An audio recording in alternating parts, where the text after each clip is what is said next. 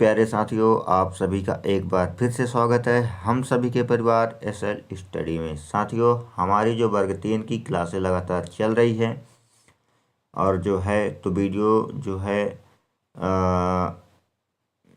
वर्ग 3 की लगातार यूट्यूब पे अपलोड हो रही हैं और आप की पढ़ाई में जो है तो विशेष योगदान हमारी तरफ से भी प्रदान किया जा रहा है।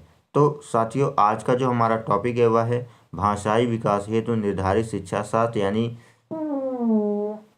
हिंदी पेडागोजी के अध्याय भाषा शिक्षण में विभिन्न स्तरों के बच्चों की चुनौतियां, कठिनाइयां, त्रुटियां एवं क्रमबद्धता का आज हमारा टॉपिक है। आज हम इस टॉपिक पे बात करेंगे, ठीक है, जो यह हिंदी और संस्कृत पेडागोजी दोनों में ही कार्य करेगा। चलिए आगे बढ़ते हैं। यहाँ पे हम देखेंगे प्यारे साथियों कि मौखिक और लिखित अभिव्यक्ति अंतर्गत भाषा सीखने में व्याकरण की भूमिका, भाषा शिक्षण में विभिन्न स्तरों के बच्चों की चुनौतियाँ, कठिनाइयाँ, त्रुटियाँ और क्रमबद्धता। आज हम इस टॉपिक पे इसमें बात करेंगे कि मौखिक यानी बोलना, लिखित मतलब लिखने, अभिव्यक्ति का मतलब होता है व्यक्त करने के अंतर्गत भाषा के सीखने में व्याकरण की क्या भूमिका है, भाषा शिक्षण के विभिन्न स्तर क्या हैं, उन स्तरों में बच्चों की चुनौतियां क्या हैं, उनकी कठिनाइयां क्या हैं, उनकी त्रुटियां यानी गलतियां क्या हैं और क्रमबद्धता क्या है। आज हम इस टॉपिक पे चर्चा करेंगे, ठीक है। चलिए देखते हैं।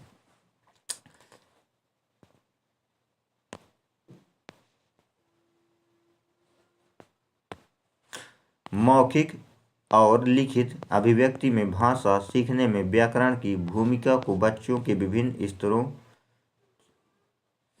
स्तरों के संदर्भ में समझने के लिए हमें उनकी चुनौतियां, कठिनाइयां, त्रुटियां और क्रमबद्धता को ध्यान में रखना होगा, ठीक है। जैसे हमें क्या है कि बच्चों में अगर हमें कोई भाषा सिखानी है, ठीक है, उन भाषा को सिखाने में जो आने वाली मुख्य समस्याएं क्या हैं, मौखिक हो सकती हैं, लिखित हैं, है ना। भाषा सीखने में व्याकरण की क्या भूमिका है, विभिन्न स्तरों के बच्चों को भाषा सीखने के संदर्भ में क्या समस्याएं आती है, हमें उन चुनौतियों को, उन कठिनाइयों को, उन त्रुटियों को और उन त्रुटियों को क्रमबद्धता के रूप में ध्यान में रखना होगा कि पहले कौन सी समस्या आती है, उसके बाद कौन सी समस्या आएगी, उसका निदानात्मक परीक्षण क्या होगा, उस समस्या का समाधान क्या होगा। यह हमें आज इस टॉपिक में समझेंगे। चलिए ठीक है, देखते हैं आगे।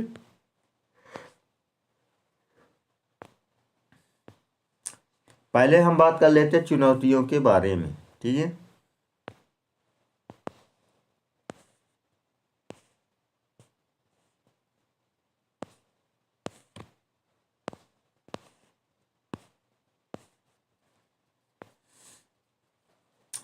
तो हम बात करेंगे चुनौतियों के बारे में। जो हमारी पहली चुनौती है वह है प्रारंभिक स्तर के बच्चे। प्रारंभिक स्तर के बच्चे, तो प्रारंभिक स्तर पर बच्चे व्याकरणिक नियमों को समझने में कठिनाई का अनुभव करते हैं। सीधी सी बात है कि भाई प्रारंभिक स्तर के बच्चे क्या, कक्षा 1, कक्षा 2, कक्षा 3 के बच्चों को अगर हम व्याकरण का ज्ञान देंगे, भाषा के व्याकरण के बारे में पढ़ाएंगे, तो सीधी सी बात है उनको वो व्याकरण समझ में नहीं आएगी कि संधि क्या होती है, समास क्या होता है, सर्वनाम क्या होता है ना, क्रिया विशेषण क्या होता है, क्रिया विशेष्य क्या होता है, ये उनको समझ में नहीं आएगा। वे मौखिक भाषा को अधिक आसानी से सीखते हैं। यानी बच्चों को हम व्याकरणिक शिक्षा, लिखित शिक्षा ना बता के पहले हम उन्हें क्या, मौखिक भाषा के बारे में बताएंगे, क्योंकि यह प्रारंभिक स्तर के बच्चे की समस्या है। वह मौखिक भाषा को सुनकर या महसूस करके बोल सकते हैं। जैसे अगर हम उनको व्याकरण में बताएंगे यह एक आम है, लिखित में बता देंगे यह एक आम है, तो वह यह नहीं समझ में आएगा। लेकिन उनको अगर हम बोलेंगे मौखिक रूप से कि यह एक आम है ना, आम दिखाएंगे, आम को उसको समझाएंगे, तो उसको उनको क्या समझ में आएगा कि हाँ ये वास्तव में एक आम है, क्योंकि यह उनके आसपास सुनाई देती है। लेकिन लिखित भाषा में व्याकरणिक नियमों को लागू करना उनके लिए एक चुनौतीपूर्ण हो सकता है, क्योंकि हम जो बच्चे होते हैं वह आए दिन मौखिक भाषा ही बोलते हैं, घर में भी, बाहर पड़ोस में भी।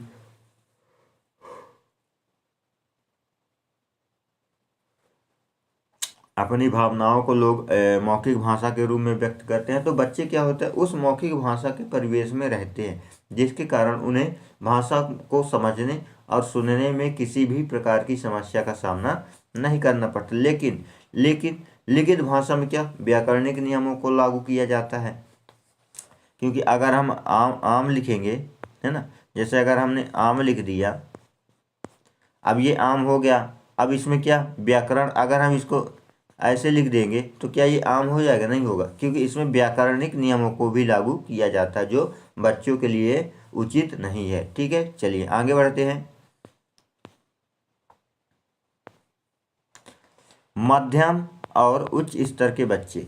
ठीक है, जैसे जैसे बच्चे बड़े होते हैं, व्याकरण की जटिलताएं जैसे समय, वाक्य संरचना, मुहावरे बढ़ जाती है।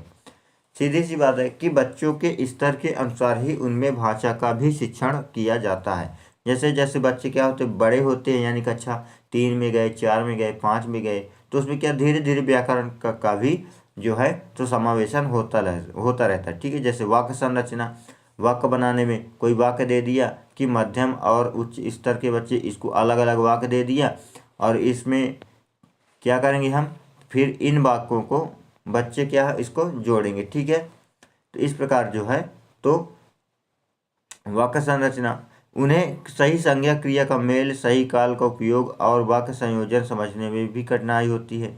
यानी जैसे ही बच्चे क्या होते हैं वह स्तर से बढ़ते जाते हैं, तो उनके सामने जो ये समस्याएं आती हैं, जैसे संज्ञा हो गई, क्रिया हो गया, है ना, इनका हमें मेल क्या करना, कि संज्ञा का क्रिया के साथ क्या मेल करना है। कि राम पानी पीता है तो राम तो संज्ञा हो गया, है ना, पानी पानी भी एक संज्ञा हो गई, लेकिन पी रहा तो वह क्या, क्रिया। तो इस प्रकार की जो समस्याएं हैं वह बच्चों को समझ में नहीं आती। सही काल का उपयोग, हमें किस समय कौन से काल का उपयोग करना, भूतकाल, भविष्यकाल, वर्तमान काल, है ना। राम बाजार जा रहा था, तो जब बच्चों को इस काल के बारे में ही समझ में नहीं आएगा तो क्या बोलेंगे। तो इस प्रकार जो समस्याएं हैं तो उनको हम क्रमबद्धता से और स्तर बाय स्तर उन समस्याओं का समाधान करने का प्रयास करेंगे। ठीक है, जिसके कारण उन्हें वाक्य संयोजन समझने में भी कठिनाई हो सकती है। जब बच्चे मध्यम या उच्च स्तर के बच्चे होंगे, यानी कक्षा 3, 4, 5 में जाएंगे, तो उनमें जो है तो वाक्य संयोजन में भी कई सारी समस्याओं का सामना करना पड़ता है। ठीक है, चलिए आगे देखते।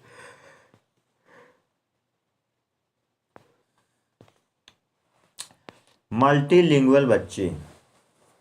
देखिए, मल्टीलिंगुअल बच्चे की अगर बात करें तो जिन बच्चों की मातृभाषा और शिक्षण भाषा अलग होती है, उनके लिए व्याकरण के नियमों को समझना और लागू करना और अभी चुनौतीपूर्ण होता है, क्योंकि वे 2 या अधिक भाषाओं के बीच अंतर करने में संघर्ष कर सकते हैं। अब हम इसको समझते हैं। देखिए, मल्टीलिंगुअल बच्चों के बारे में पहले समझते। तो मल्टीलिंगुअल बच्चे क्या है, जो अपने घर में मातृभाषा का प्रयोग करते हैं और विद्यालय में शैक्षणिक। यानी मल्टीलिंगुअल का मतलब होता है कि एक भाषा से अधिक कई भाषाओं का ज्ञान होना, यानी एक भाषा से अधिक 1 या 2 भाषा का ज्ञान होना। यानी कुछ बच्चे ऐसे होते हैं जिनको हिंदी भी आती है, अंग्रेजी भी आती है, गुजराती भी आती है, मराठी भी आती है। तो वो क्या है, वो भाषा है। वो अपने परिवेश में कुछ दूसरी भाषा सीखते हैं और दूसरे परिवेश में दूसरी भाषा। तो क्या होता है कि जिन बच्चों की मातृभाषा और शिक्षण भाषा अलग होती है, यानी हमारी मातृभाषा क्या, बघेली है, हम अपनी बघेली भाषा बोलते हैं, लेकिन स्कूल में तो हम बघेली नहीं बोल सकते, खड़ी हिंदी भाषा ही बोलेंगे। ठीक है, उसके लिए हमें क्या, व्याकरण के नियमों को समझना और लागू करना और भी चुनौतीपूर्ण होता है, क्योंकि हम घर में उस भाषा का प्रयोग करते नहीं, हम घर में अपनी मातृभाषा का प्रयोग करते हैं, और जो है तो विद्यालय में हमें मानक भाषा का प्रयोग किया जाता है, यानी खड़ी हिंदी। तो हम खड़ी हिंदी में भी व्याकरण पढ़ेंगे, है ना, और जो हम अपने मातृभाषा में बोलते हैं उसमें व्याकरण पढ़ा ही नहीं जाता। इस प्रकार के बच्चों को कई सारी समस्या का सामना करना पड़ता है। ठीक है, क्योंकि वे दोनों अधिक भाषाओं के बीच अंतर करने में संघर्ष कर सकते हैं। क्योंकि वो दोनों क्या है कि जब बच्चे क्या क्या करेंगे, जब मातृभाषा और मानक भाषा दोनों में पढ़ाई करेंगे, यानी मातृभाषा को घर में उपयोग करते हैं और मानक भाषा को विद्यालय में उपयोग करते हैं, तो उसमें क्या उनको उनमें सामंजस्य बैठाने में कठिनाई होगी। जैसे मान लीजिए हमारे मातृभाषा में हम हम्म, हमारे मातृभाषा में जैसे हम दो शब्द ले रहे थे। विद्यालय में क्या होता है कि थाली, ठीक है, ये मानक भाषा हो गई थाली, लेकिन हमारे भाषा में थाली को क्या कहते हैं, टठिया, ठीक है। अब इसको टठिया बोलते हैं, है ना, टठिया। तो टठिया क्या है, टठिया एक मातृभाषा यानी बघेली बोली, ये हम लोगों की, लेकिन हिंदी क्या मानक भाषा। तो इसमें विद्यालय में अगर थाली बोलेंगे तो इसमें इस भाषा में और इस भाषा में सामंजस्य स्थापित नहीं होगा। लेकिन अगर हम विद्यालय में जाएंगे बोलेंगे कि मुझे टठिया दे दो, है ना, हमें टठिया दे दो, तो इसमें क्या सामंजस्य स्थापित नहीं हो रहा। तो इस प्रकार जो है, तो मल्टीलिंगुअल बच्चों के लिए भी कहीं ना कहीं कठिनाई का सामना करना पड़ता है। ठीक है, चलिए आगे बढ़ते हैं। यहाँ पे अगर हम कुछ कठिनाइयों की बात करें, कठि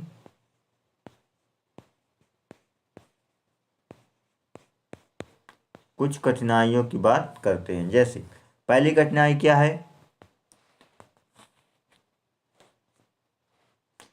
पहली कठिनाई है मौखिक और लिखित में अंतर। ठीक है, ये पहली कठिनाई है। तो कठिनाई के अंतर्गत हम जो है इसको बड़ा कर लेते हैं ताकि समझ में आए। ठीक है, चलिए इसको हमने बड़ा कर लिया। तो मौखिक भाषा में बच्चे स्वाभाविक रूप से भावनाएं व्यक्त कर सकते हैं। तो बच्चे अपनी भावनाओं को किस रूप में व्यक्त कर सकते हैं, मौखिक रूप से, है ना। उन्हें पानी पीना है तो वो मुख से बोल सकते हैं मुझे पानी दे दीजिए। वह लिखित रूप में तो व्यक्त नहीं कर सकते।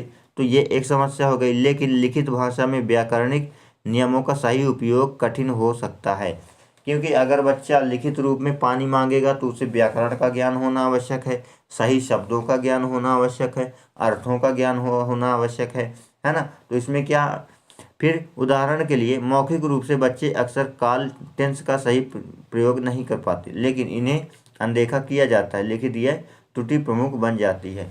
लेकिन जब बच्चे क्या होते हैं कि मौखिक रूप से बच्चे क्या है, टेंस का सही प्रयोग नहीं कर सकते, है ना, काल का प्रयोग नहीं कर पाते, इसके कारण क्या, इसे अनदेखा कर दिया जाता है। यानी सीधी सी बात है कि जब बच्चों से अगर कोई विषय नहीं बनता है तो वह क्या करते हैं, उस विषय से दूरी बनाते हैं, उससे डर लगता है। तो इस प्रकार यह एक त्रुटि जो है तो आगे चल के बहुत बड़ी समस्या बन जाती है बच्चों के लिए। ठीक है, तो इस प्रकार जो है तो मौखिक और लिखित में अंतर होता है। फिर व्याकरण की अवधारणाएं, तो भाषा सीखने में प्रमुख समस्या क्या है, व्याकरण की अवधारणाएं, है ना। व्याकरण की अवधारणाएं क्या हो सकती है, जैसे पुल्लिंग और स्त्रीलिंग का सही उपयोग। हमें पुल्लिंग का कहाँ उपयोग करना है, स्त्रीलिंग का कहाँ उपयोग करना है, नपुंसक लिंग का कहाँ उपयोग करना है ना, इस प्रकार की समस्या है।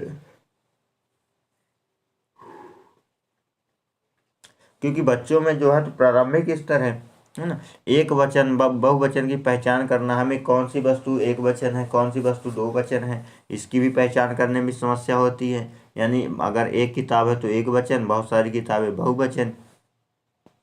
वाक्य संरचना में सही अनुक्रम आदि को समझना, ये शुरुआती और माध्यमिक स्तर पर बच्चों के लिए प्रमुख कठिनाइयाँ होती हैं, है ना। जो शुरुआती बच्चे होते हैं, कक्षा 1 से जो 5 तक के बच्चे होते हैं, इनको कई सारी समस्याओं का, खासकर व्याकरण, भाषा के व्याकरण की समस्याओं का ही बहुत बड़ा सामना करना पड़ता है। यानी उनको एक, यानी व्याकरण के जितने भी टॉपिक है उन सभी में, क्योंकि हमें सब शुद्ध भाषा का प्रयोग हम तभी कर सकते हैं जब हमें उस भाषा का व्याकरणिक नियम ज्ञात होगा। ठीक है, चलिए आगे बढ़ते हैं। वाक्य संरचना, बच्चे अक्सर शब्दों और वाक्यों का क्रम बदल देते हैं। उदाहरण के लिए मैं स्कूल जाता हूँ की जगह स्कूल मैं जाता हूँ। तो बच्चे क्या है, तो वाक्य संरचना भी कहीं ना कहीं बच्चों के भाषा विकास में एक प्रमुख समस्या का भाव निभाती है। जैसे कोई बच्चा है, अगर उसको व्याकरण का सही ज्ञान नहीं होगा तो वह भाषा का सही प्रयोग नहीं कर सकता है ना। उदाहरण के लिए अगर बात करें तो मैं स्कूल जाता हूँ, ठीक है, इसकी जगह अगर मैं लिख दूंगा स्कूल मैं जाता हूँ, लिख सकते हैं। यह व्याकरणिक त्रुटि उनके भाषा सीखने की प्रक्रिया में आम होता है। तो एक प्रकार से हम कह सकते हैं कि कहीं ना कहीं भाषा विकास में कुछ ना कुछ कठिनाइयाँ हैं। चलिए आगे बढ़ते हैं। हमने कठिनाई की बात करी, है ना, कुछ समस्याओं की बात करें। अब हम बात करेंगे त्रुटियाँ, यानी कुछ एरर के बारे में। तो यहाँ पे त्रुटियों के बारे में बात करेंगे। चलिए त्रुटियां देख लेते हैं। जो हमारी पहली त्रुटि है कि बच्चों द्वारा अक्सर की जाने वाली सामान्य त्रुटियों को में संज्ञा क्रिया मेल न होना, काल की गलत पहचान, वाक्य के अनुचित विभाजन और विराम चिन्हों का गलत प्रयोग शामिल है ना। मौखिक और लिखित दोनों रूप में ये त्रुटियां लगातार हो सकती हैं। इसको समझते हैं। तो क्या है, यह एक सामान्य त्रुटि है। बच्चे क्या करते हैं, अक्सर की जाने वाली जो बच्चों की सामान्य गलतियां हैं उसमें संज्ञा और क्रिया का मेल ना होना, यानी वह संज्ञा और क्रिया में मेल नहीं कर पाते। जैसे राम पानी पीता है, तो यह राम क्या हो गया, यहाँ पे राम हो गया संज्ञा, ठीक है।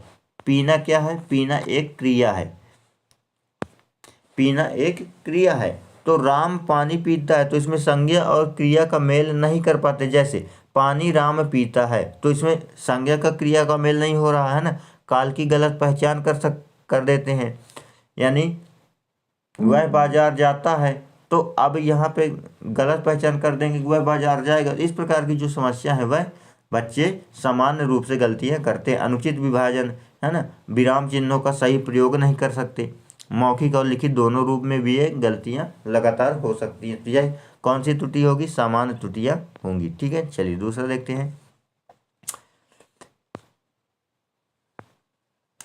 वर्तनी और व्याकरण की त्रुटियां, यानी लिखित भाषा में बच्चे अक्सर वर्तनी की गलतियां करते। वर्तनी का मतलब होता है शुद्धता, ठीक है। वर्तनी का मतलब होता है शुद्धता। तो कुछ गलतियां करते, जैसे किताब को किताब के स्थान पर कताब लिखना, है ना। व्याकरणिक त्रुटियों जैसे कि मैं स्थान पर हूँ का प्रयोग मैं खा रहा हूँ के स्थान पर खा रहे हूँ कहना। तो ये क्या व्याकरण से संबंधित कुछ त्रुटियां बच्चे करते हैं, और यह भी करना एक स्वाभाविक होता है, क्योंकि बच्चों को जो है तो इस स्तर पर ज़्यादा ज्ञान भाषा के विषय में नहीं होता। ठीक है, चलिए फिर बात करेंगे संदर्भहीनता, यानी बच्चे कभी कभी संदर्भ के अनुसार शब्दों का सही अर्थ नहीं समझ पाते, जिससे वाक्य अर्थ ही बदल जाता है। तो संदर्भ में क्या है कि बच्चे क्या है कभी कभी कुछ ऐसी गलतियां कर देते जिससे पूरा वाक्य का ही क्या अर्थ बदल जाता है, एक छोटी सी गलती से। ठीक है, जैसे बात करें यहाँ पे मैं घर जाऊंगा, ठीक है, यहाँ पे मैं जाऊंगा। अब घर की जगह क्या बोल देते हैं कि मैं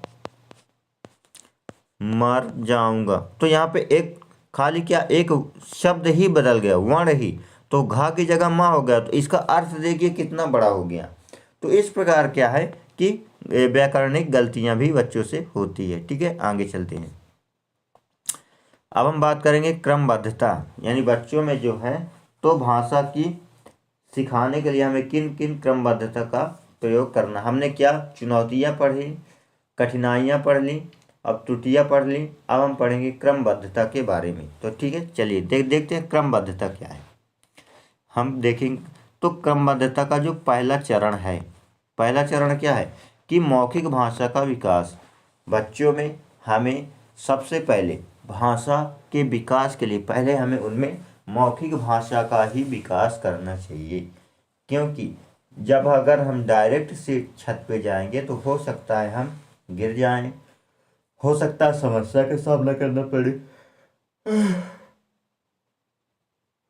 तो इसके लिए हमें जो है तो भाषा अधिगम संबंधी छत में जाने के लिए हमें मुख्य रूप से 4 सीढ़ियों की सहायता लेनी पड़ती है, जिसमें से जो हमारी पहली सीढ़ी वह मौखिक भाषा का विकास करना, यानी बच्चों में सबसे पहले मौखिक भाषा से परिचित कराया जाता है। इसमें शब्दों का सही उच्चारण, सरल वाक्य बनाना और संवाद करना सिखाया जाता है, यह पहले चरण में। क्योंकि हमें अगर उनमें भाषा सिखाना है तो बच्चों में हमें भाषा सिखाने के लिए पहले हमें मौखिक भाषा से परिचित कराना चाहिए। ठीक है, उससे क्या वाक्यों का सही उच्चारण करवाना सिखाना चाहिए, सरल वाक्य बनवाना सिखाना चाहिए, है ना, संवाद करना सिखाना चाहिए। अब उच्चारण क्या है, जैसे बच्चे बोलते हैं अंतर, है ना, अंतर, तो अंतर को क्या है हमें उनसे उचित रूप से उच्चारण करवाना चाहिए कि अंतर आखिर है क्या। ठीक है, इस प्रकार छोटे छोटे वाक्य भी बनवाने चाहिए। ये हमारा पहला चरण है भाषा के विकास का। ठीक है, दूसरा चरण अगर हम बात करें तो दूसरा चरण हमारा है कि लिखित भाषा की समझ, यानी इस चरण में बच्चों को लिखने और पढ़ने के सरल नियम सिखाए जाते हैं, जैसे कि वर्णमाला का सही उपयोग, वाक्य की सही क्रम और सरल वाक्य संरचना। यानी इसमें क्या, पहले हम लिखित भाषा में क्या, यानी बच्चों को हमें क्या स्वर और व्यंजन के बारे में बताना चाहिए, है ना, उनसे छोटे छोटे वाक्यों को बनवाना चाहिए, उनको लिखवाना चाहिए, है ना, वर्णमाला का सही उपयोग करना चाहिए, छोटा बड़ा छोटी बड़ी इन सारी जो वर्णमालाएं हैं उनके बारे में हम बच्चों को विधिवत और सही रूप से बच्चों को ज्ञान कराना चाहिए, तथा वर्णमाला के छोटे छोटे नियमों को भी समझाना चाहिए, जिसके कारण वह क्या अपनी जो भाषा है उसको सीख सके और लिखित रूप में भी व्यक्त कर सके। ठीक है, ये हमारा दूसरा चरण है। तीसरा चरण क्या है हमारा, कि व्याकरणिक नियमों का अनुप्रयोग करना। यानी व्याकरणिक नियमों का अनुप्रयोग क्या है, कि इसके बाद क्या है कि बच्चों को व्याकरण के नियमों का उपयोग करना सिखाया जाता है। तो तीसरे चरण में क्या है कि बच्चों को व्याकरण के नियमों का उपयोग करना सिखाया जाता है, जैसे संज्ञा, सर्वनाम, विशेषण, क्रिया, काल, ये सब क्या है, ये व्याकरण के ही नियम है, इनको भी सिखाया जाता है। चौथे स्तर में क्या है कि जटिल वाक्य और संरचनाओं का विकास। जब बच्चे मौलिक व्याकरण समझ लेते हैं, यानी व्याकरण का ज्ञान हो जाता है, तब उन्हें थोड़े बहुत जटिल वाक्यों और संरचनाओं को समझने और लिखने की ओर बढ़ते हैं। ठीक है, इसके बाद जो है तो वह यह उच्च स्तर के छात्रों के लिए होता है। जो चौथा चरण क्या होता है, उच्च स्तर के छात्रों के लिए होता है। इसमें जो है तो वह कठिन और थोड़ा जटिल वाक्य संरचनाओं का और व्याकरण से संबंधित नियमों का अध्ययन करते हैं। तो मैं आई होप कि साथियों, आशा करता हूँ आपको ये पूरा कॉन्सेप्ट क्लियर हो गया होगा। फिर मिलेंगे एक नए वीडियो के साथ, तब तक के लिए जय हिंद, जय भारत।